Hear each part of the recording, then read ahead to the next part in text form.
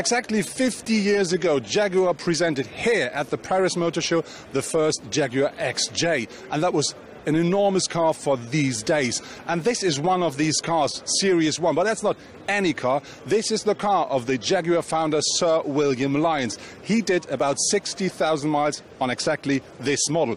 If we go a bit more further down, we see the actual car. This is the celebration model, XJ50.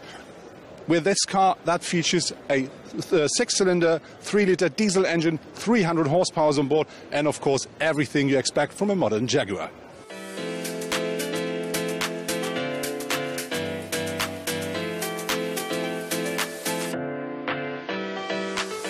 When we talk about electrification and we talk about the future, let's talk I-Pace. What is coming up, for instance, at Land Rover then?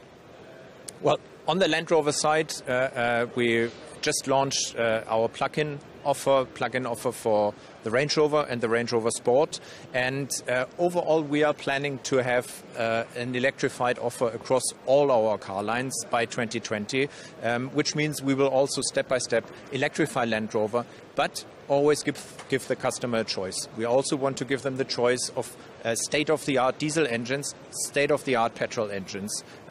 So in different parts of the world, customers will have different requirements, and we want to make sure that within the legal framework, we offer what our customers want. I think there is another anniversary you can celebrate, which is 10 years Tata. What was the impact of Tata for the Jaguar Land Rover brand? Tata was exactly the right investor at the right time for both brands, because both Jaguar and Land Rover, as you know from the past, had quite perhaps too many changes in ownership. Now Tata is the stable investor that really was needed to make these both brands really blossom and make the company JLR blossom. And Tata is an investor that has the right feeling for where basically just to be a financial supporter, not to rule too much into the development of the brands, but always be there when needed. So it's basically what the two brands needed, a strategic investor that is not just looking for the quick gain, but that is in there for the long haul.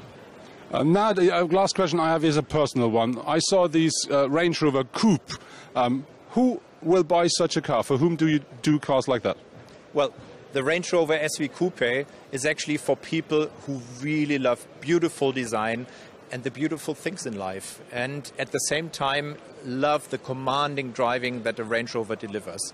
And also for these connoisseurs that see that little reference to the original Range Rover from the early 70s that actually was a three-door car. It is a car, very limited, 999 units we're going to build only, and it's in high demand. So there are a couple of connoisseurs out there who appreciate the beautiful things in life.